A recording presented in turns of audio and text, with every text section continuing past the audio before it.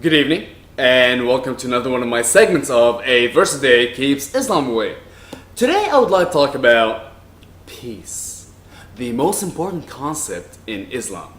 We are told day after day, minute after minute, after hour, that Islam is a religion of peace, that as-salam, peace, is the foundation upon which Islam is actually built. So I decided to look into the Quran and see how many times the word peace, as-salam, appears in there. The word salam, now keep in mind, the whole religion is based on peace and salam. Now, apparently, it only exists 6 times in the entire Quran. So let's go through them real quick and see what about as-salam does each of these sections have. The first one I'm going to go to is 494, Surah Nisa, verse number 94. And this is where it talks about, O you who believe, when you go to war in the name of Allah, make investigation and do not say to anyone who offers you peace that you are not a believer. Do not seek goods of this world, blah, blah, blah, but with Allah there's an abundant gains. You too were such that blah, blah, blah, blah, blah. What I'm trying to show in this verse right here is, yes, it does mention peace. However, it is not the Muslim making the peace. It is saying when you go and fight and wage war in the name of Allah and somebody comes up to you and offers you peace, do not say, hey, you are a non-believer. Okay, let's move on. The next one I want to go to is Surah Al-Ma'idah, Quran 5, verse 16. And apparently, even though it talks about as-salam, however, in this verse, as-salam comes in the meaning of safety and not peace. So that doesn't even count. Next one I want to go to, actually I'm going to skip the next two. Next one I want to go to is Surah Maryam, Al-Quran 19, verse number 33. I actually would like to start with verse number 31. It will kind of make a little more sense. And he has made me blessed wherever I may be. And he has enjoined me with prayer and as long as I live. And dutiful to my mother. And he has not made me insolent, unblessed. And peace on me on the day I was born, and on the day I die, and on the day I am to be risen back to life. Now, we're talking about someone here who apparently is blessed with peace. Now, is it Muhammad? No. Is it his followers? No. This is actually talking about the Prophet Isa, the Jesus of Nazareth, Jesus Christ, Yeshua al-Masih, whoever you want to call him. So this is actually talking about the birth of Jesus and talking about him, that he is blessed with peace from the day he's born, from the day he's going to die, the day he's going to be risen from the dead. That's where the peace is. Let's move on to the next place where it talks about peace in the Quran, and that is in Surah Taha, Quran 20, verse number 47. And right here it talks about, so go you both to him and say, surely we are two apostles of your Lord. Therefore, send the children of Israel with us and do not torment them. Indeed, we have brought to you communication from your Lord, and peace is on him who follows the guidance. Do not harm our children. Let my people go. Yeah, you can kind of see where I'm going with this. And peace will be upon you if you follow what the Lord has said. And actually, the person who said this is talking about Moses, talking to Pharaoh, talking to the Pharaoh. So again, is this even really original to Al-Quran? Not really. This is stolen from Al-Tawrat, from the Torah and Bible, whatever. Al-Tawrat. Moving on to the last one I want to go to before I go back to the previous two is Surah number 59, verse number 23.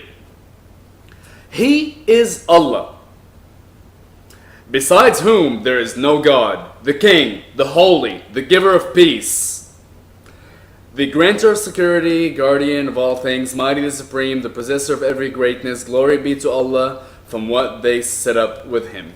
Blah, blah, blah, blah. So again, here it's just talking about some of the attributes of Allah and saying that Allah alone is the giver of peace. He is the person who grants you peace, grants you serenity.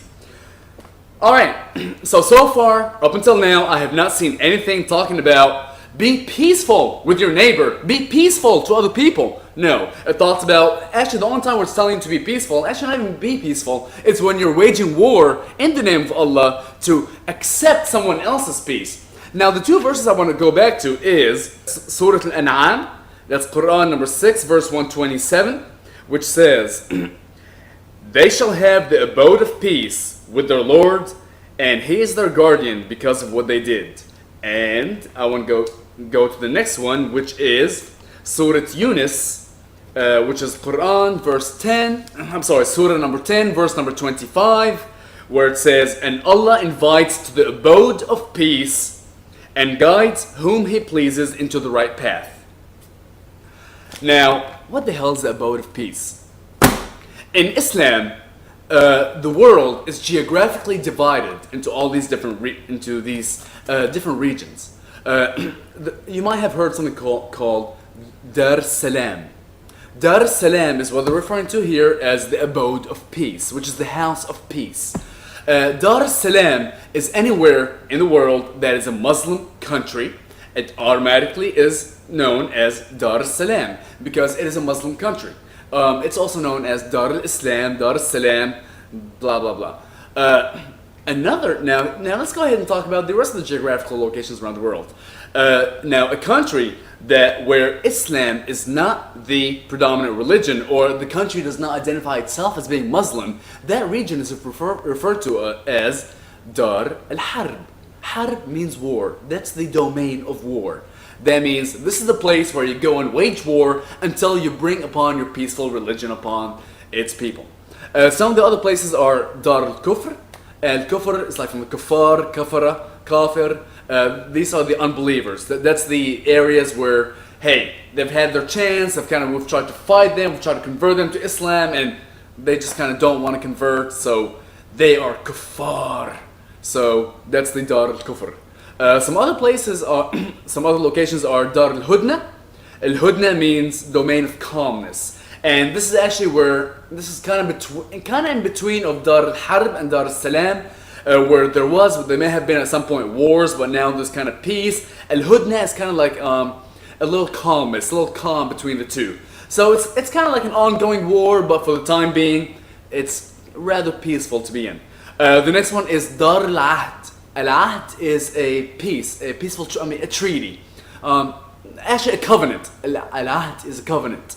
So these are the countries or the geographical locations where Islam is not the majority religion of that area. However, there's a treaty, there's a pact, there's a covenant that says, hey, you know what? You're Muslim, we're going to protect you, and it's okay for you to live here and practice your religion freely. That's Dar al-Ahd. The last one I want to go to is Dar al-Dawah. Dar al-Dawah is the house of invitation, the domain of calling, calling someone upon you to invite them. And that is locations around the world where currently, as of right now, they are not Muslim. However, they have invited Muslims over, and eventually they will become an Islamic state.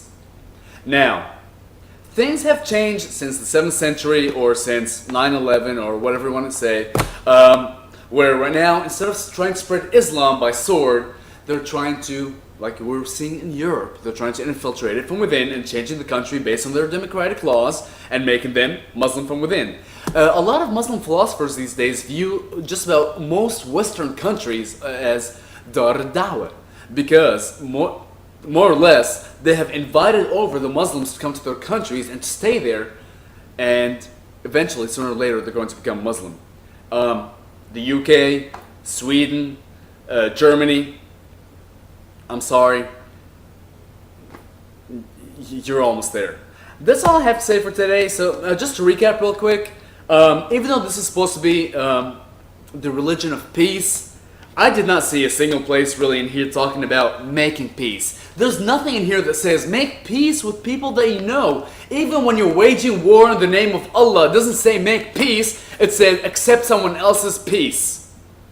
Alright, so in this religion, there's no such thing as peace. So please, for the love of Jehovah, for the love of Hare Krishna, please stop saying that this is a religion of peace. Thank you, and you have a wonderful evening. Bye.